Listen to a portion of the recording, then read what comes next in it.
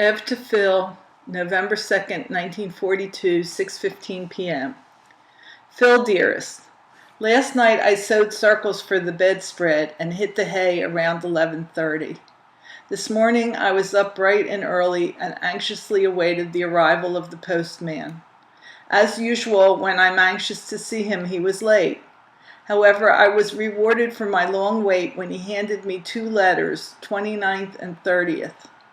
I can't for the life of me conceive what those, quote, irons on the fire, end quote, might be unless you have applied for officers' training or intend to get a furlough shortly. I must admit that I am curious, for it sounds like something especially desirous according to your wordage.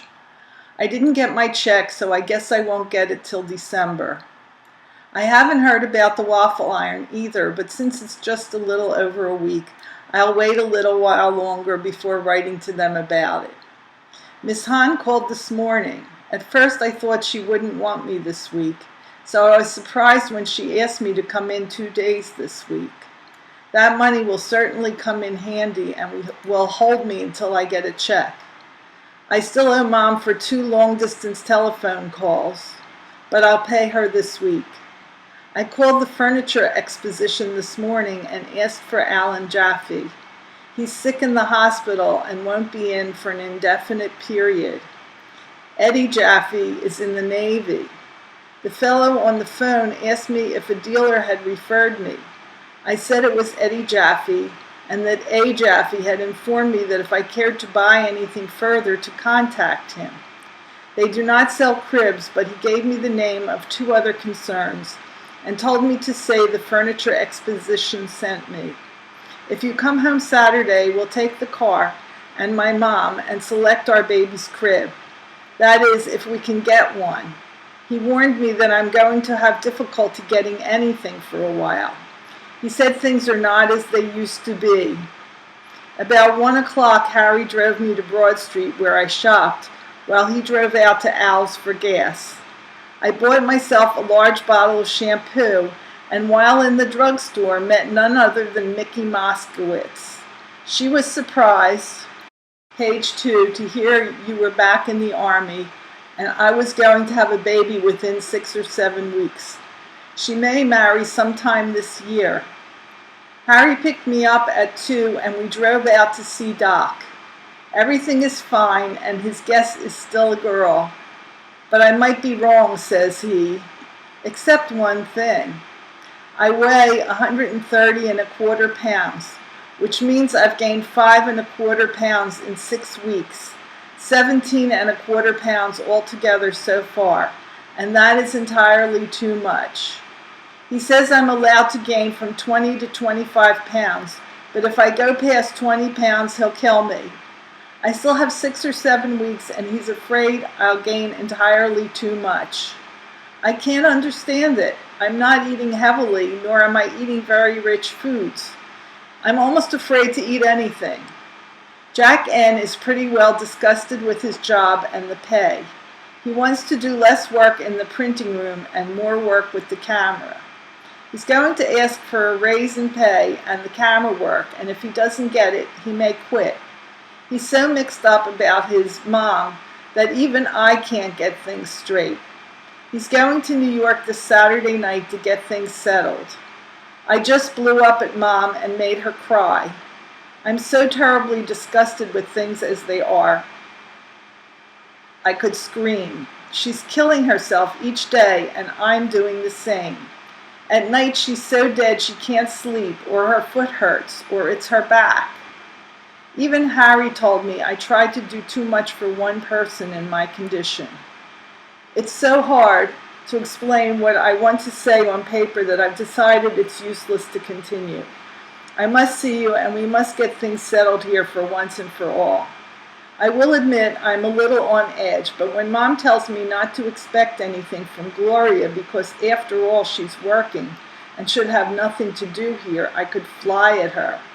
If Gloria comes home a little tired, Jack doesn't know what to do for her, but I could die off my feet. Mom too. And if they help one night with the dishes, they've done their duty for the week and you can't expect anything further from them. I give up.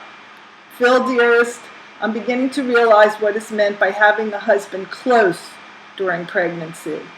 If ever I needed you, it's now. I hate to write all this knowing what it will do to you, but if I don't, I'll bust. I'm not taking things too seriously, as you, page 3, once wrote, but enough is enough, and there's a limit to one's patience. We lived nicely before and managed. Why can't we do so now when it's so important? Mom is continually complaining to me, telling me it's up to me to manage, since it's my house as well as hers. But how can I when everyone is so damn unreasonable? Honey, believe me, I've tried my best to do the work required of me in order to avoid comments and arguments, even though, as Harry and my mom said, the less you do, the stronger you'll be when you have the baby, and the less you'll suffer. I can't sit around and do nothing. It's not my nature. And as Gloria once put it, my conscience bothers me. Jack N just came home. He got a $10 raise, making $40 straight per week. He's still doubtful as to what's what, and told me to tell you he'll write about Wednesday when he'll have an idea of what's going to happen.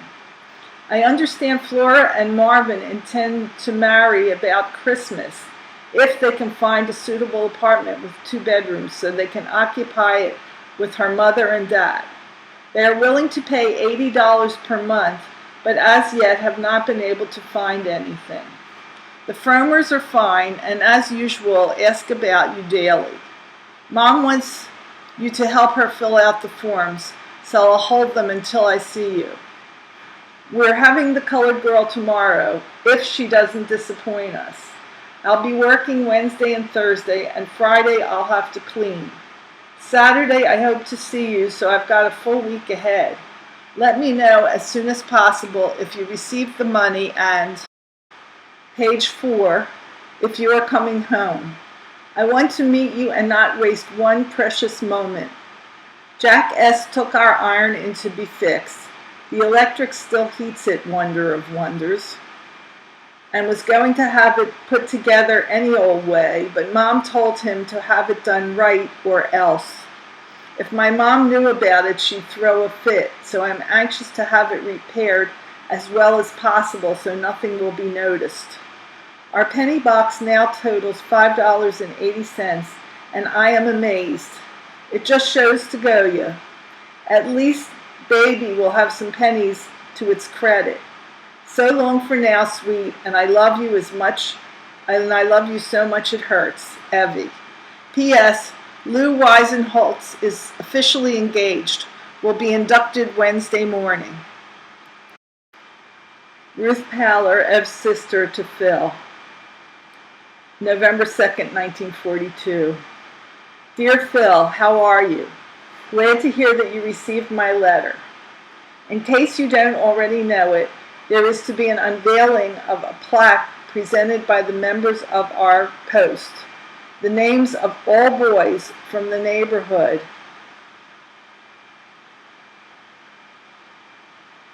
serving in the armed forces are written on this plaque. Among the boys honored, your name is included. If you come in this weekend, you might be able to see the unveiling, but a definite date has not been set so far, as I've heard. Have you heard, page 2, from any of the Browns, Strongans, or Wymans? Eddie Strongan was here yesterday. He came in on a very short furlough.